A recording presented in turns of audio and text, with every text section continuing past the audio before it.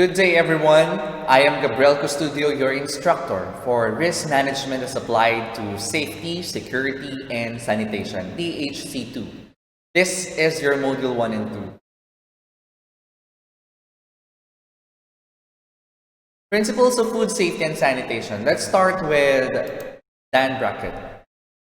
He said, and I quote, that we can't inspect safety in our food supply. Instead, we should work on building an organizational culture focused on driving improvements in food safety. On this module, Principles of Food Safety and Sanitation, we have sanitation, food hygiene, food suitability, food safety, food securities, and laws relating to health and safety.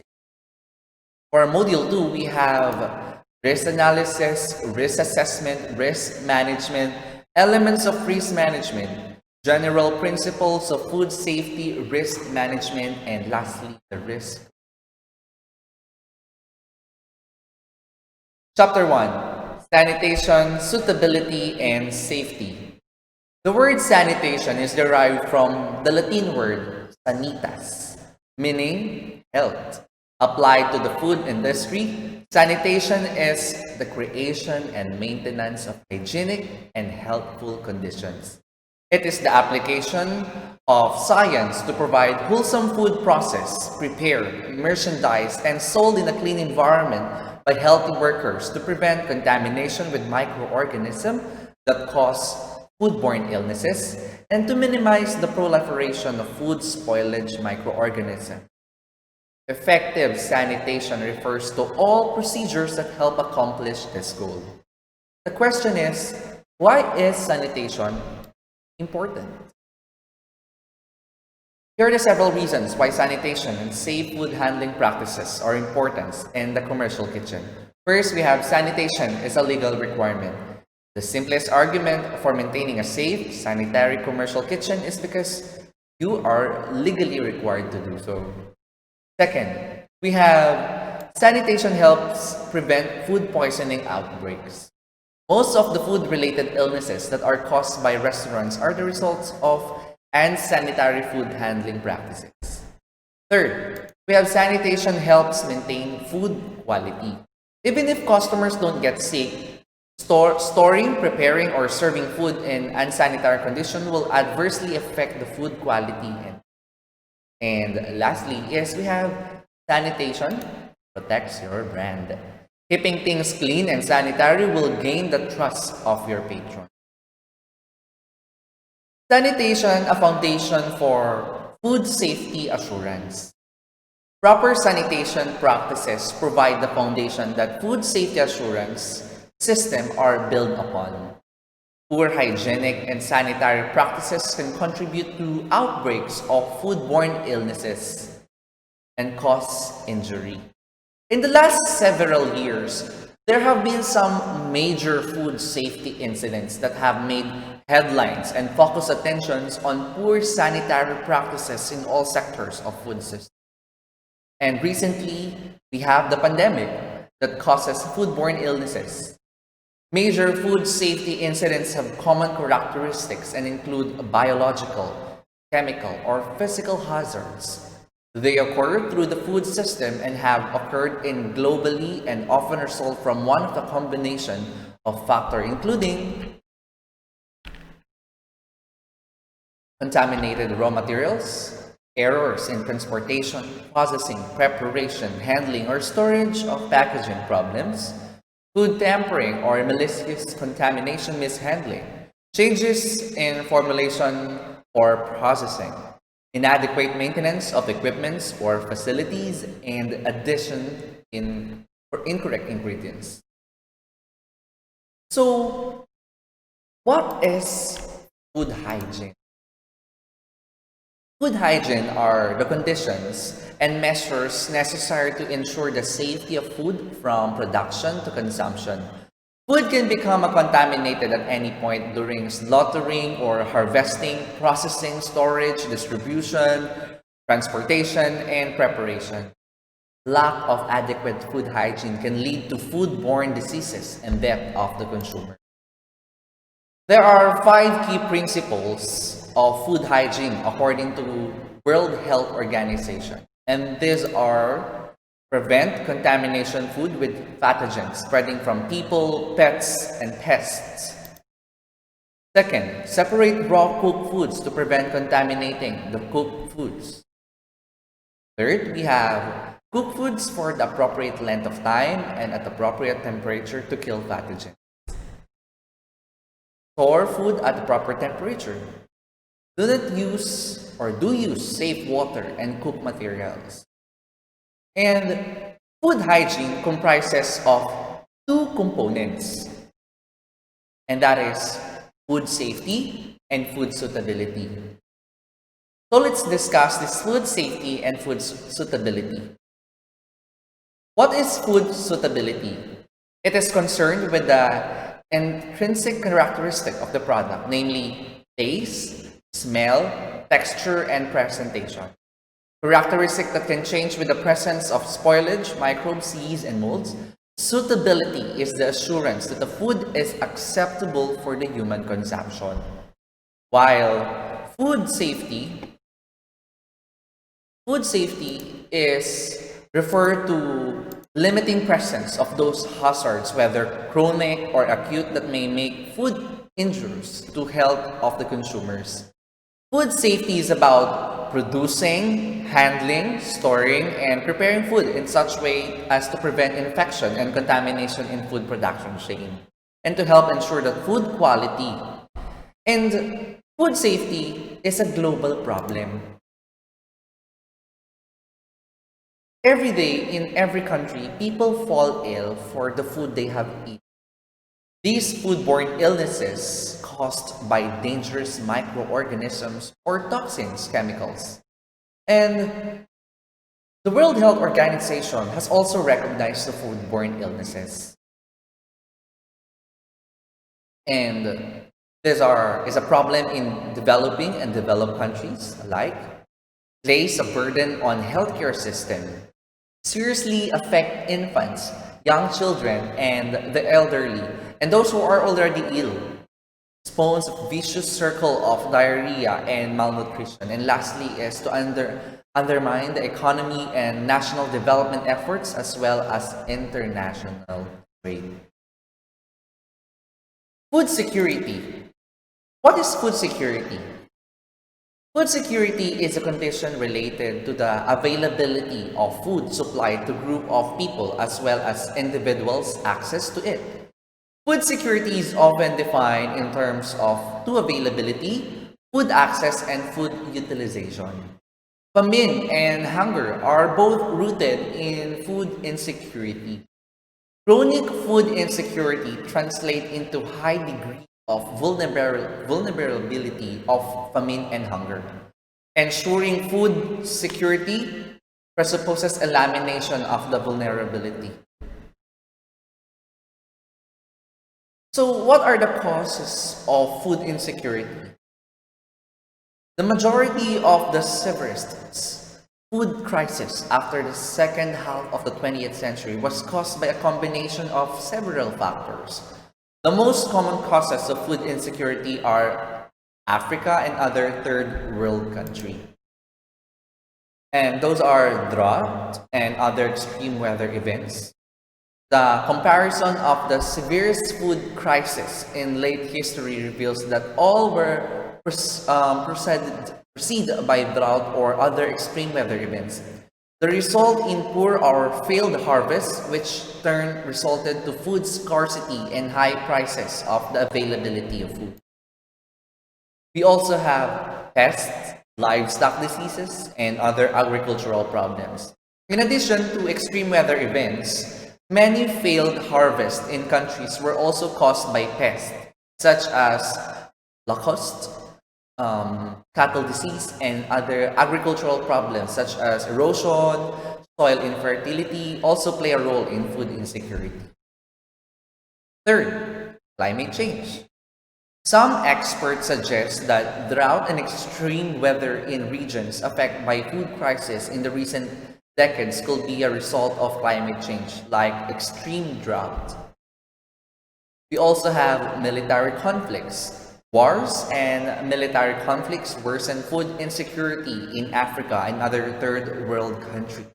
They may not be directly responsible for food crisis, but they exacerbate scarcity of food and often prevent the aid workers from reaching the most affected people.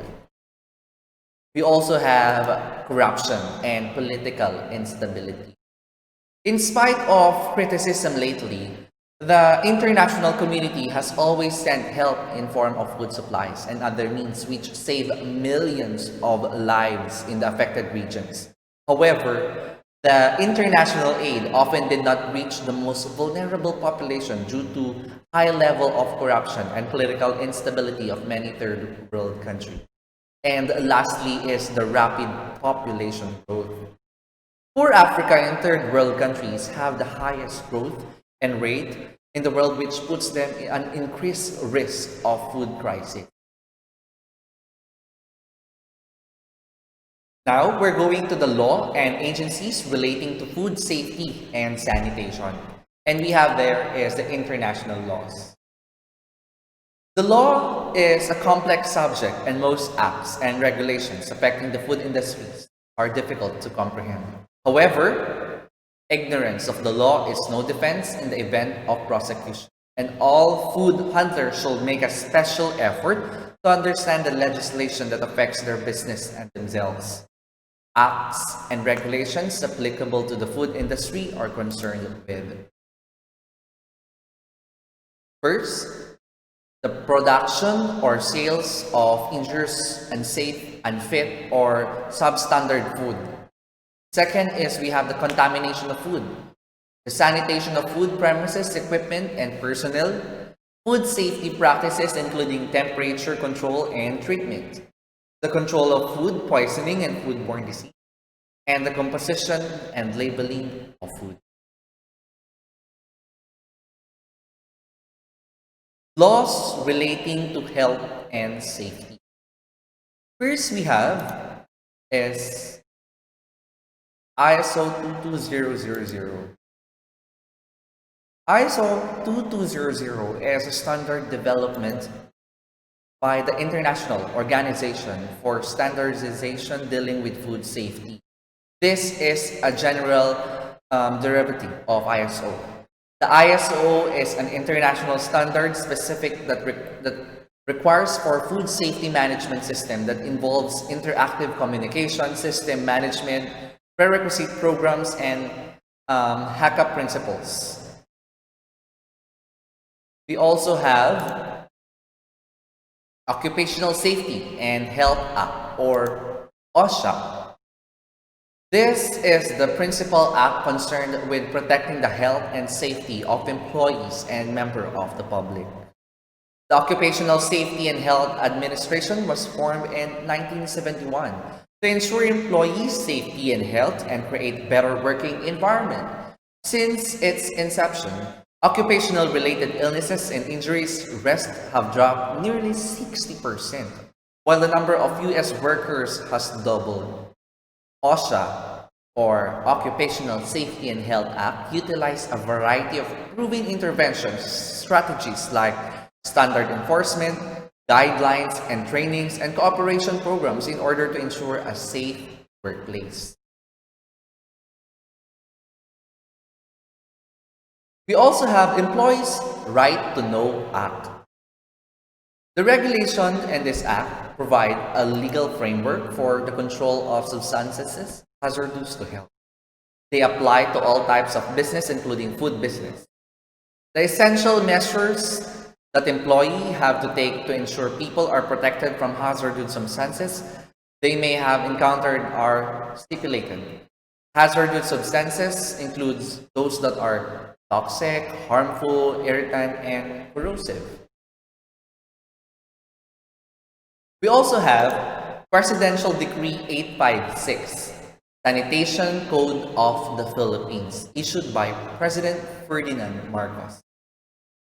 The code requires all food establishments to secure sanitary permits from the local health office. It specifies That health certificate will be issued only to persons who have passed the physical and medical examinations and have been administered immunization. The code also specifies the structural requirement for food establishment, the vermin control measures to be undertaken, and the proper disposal of. We also have regulatory agency. The Bureau of Food and Drugs is the key regulatory agency of the Department of Health, Philippines, with major responsibilities in ensuring safety, efficacy, and quality of food product, drugs, vaccines, and biological, in vitro, diagnostic, medical devices, cosmetics, and household hazardous substances. The Philippine food processing industry. The food processing industry is an important sector of the Philippine economy. It is composed of establishments engaged in the processing, manufacturing, and distributing of food and food products. There are major processed food sectors including fruits and vegetables, fish and marine products, meat and poultry products, flour and bakery products, beverage and confectionery, food condiments and seasonings, food supplements, bottled water, snack foods, and fats and.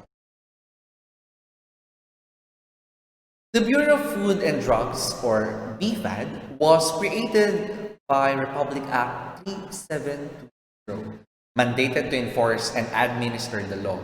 It is the policy of state to ensure safe and good quality food, drug, and cosmetics, and regulate the production, sale, and traffic on the same to protect the health of the consumer. Republic Act 7394, or the Consumer Act of the Philippines, reiterated BFAD's mandate to protect consumers from adulterated or unsafe product with false, deceit, and misleading information. The enforcement activities has been caused on 4 strategies: licensing and inspection of food establishment, product registration, monitoring of trade outlets, and monitoring of product advertisement process. BFAD is carrying out its regulatory function and has been in coordination with the food processors.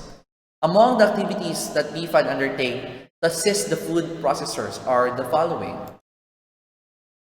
establish partnership with other government agencies to help food processors meet international market requirements and develop or update standard in line with Codex. Provide information relevant to regulatory requirements, both local and international. That is the end of our Module 1. So let's go to the Module 2. The Principles of Food Safety and Sanitation. Here in our Chapter 2, we will discuss the risk analysis, risk assessment, risk management, elements of risk management, general principles of food safety, risk management, and lastly, the risk communication. Let's start with risk analysis. What is risk analysis? Risk analysis is widely recognized as the fundamental methodology underlying the development of food safety standards. Risk analysis is composed of 3 separate but integrated elements, namely risk assessment, risk management, and risk communication. Risk communication as an interactive process of exchange of information and opinions on risk among risk assessors, risk managers, and other interested parties. Risk management is defined within Codex as the process of weighing policy alternatives in the light of the results of risk assessments and if measured. The outcome of risk management process as undertaken by committees with the Codex Alimentarius system is the development of standard guidelines and other recommendations for food safety. The overall objective of Codex is to ensure consumers' protections and to facilitate international trade. Risk analysis deals with assessing the risk, managing the risk, and communicating the risk. Begin the risk analysis by identifying and describing any hazard, problems, or situations in the facility and its food production process. Look for anything that could be a risk to human health. To make this list of risks, use information form like consumer feedback, new scientific research, audit results, and staff comments input. Potential risk factors may include the food processing operation, post preparation handling, or even food safety practices in home of consumers. The level of risk could also relate to how retailers and distributors handle, store, and process the facility's product. Consider the cost and effect relationship between the identified substance, agent, or event, and how this might affect food safety. Now, let's go to the risk assessment. The first step in risk analysis is risk assessment. These help the facility to decide on the level of risk for each hazard. Risk assessment should provide complete information to allow the risk management team to make the best possible decision. Begin the risk assessment by answering 3 basic questions. What will go wrong? How likely is the event to happen? And what will be the outcome or impact of this event to happen? A risk assessment is never exact. The result of risk assessment point towards probable outcomes that describes the population risk. So the question will be, when to do a risk assessment? Ingredients, processes, consumers, and other product factors are important in deciding if a formal risk assessment is needed. In general, thus a risk assessment for products, process, and activities result in an increase in a health risk. Do so for anything that could have a direct effect on food safety. Examples might include the use of new additives in the facility food products, facility changes that affect exposure and product safety, environmental changes at the facility that could affect product safety, changes to the process or facility that might affect the microbiological or chemical safety of food supplies or the food supply chain, and access existing facilities, procedures, process, and policies to improve existing risk prevention. Risk assessment and the hazard analysis critical control point. Risk assessment is very important in developing of HACCP or hazard analysis critical control point system. Hazard analysis is the first principle of HACCP plan development. A hazard analysis looks at the hazard that might affect a food product or raw ingredients in processing operation. It includes collecting and evaluating information on each hazard and looks at the condition that may cause the hazard to be present or to increase.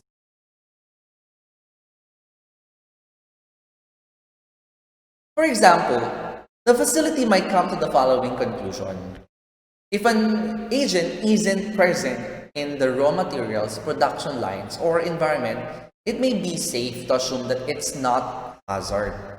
If an agent is known to be in the facility's environment, but it can contaminate the product, it may be safe to assume it's not a hazard. If an agent or contaminate the product, it may become hazard. And if an agent can survive, stay, or increase, it may become hazard. Now, there are 7 general principles of food safety risk management. We have risk management should follow a structured approach. We also have principal protection of human health should be the primary consideration in risk management decisions.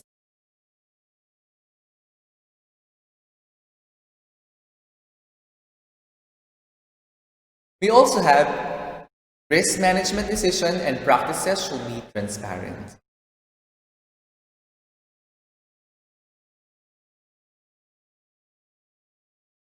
We also have determination of risk assessment policy to include as a specific components of risk management.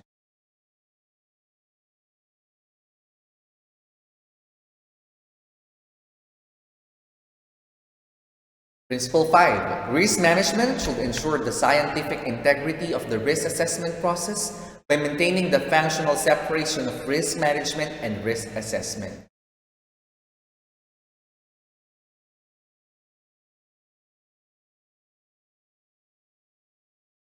Principle 6. Risk management decisions should take into account the uncertainty in the output of the risk assessment.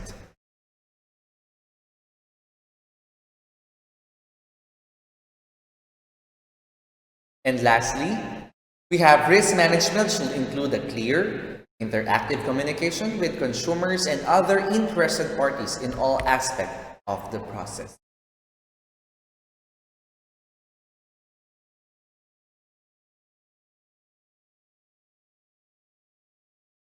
Risk communication. Risk communication lets the facility identify and weight options during the risk analysis process.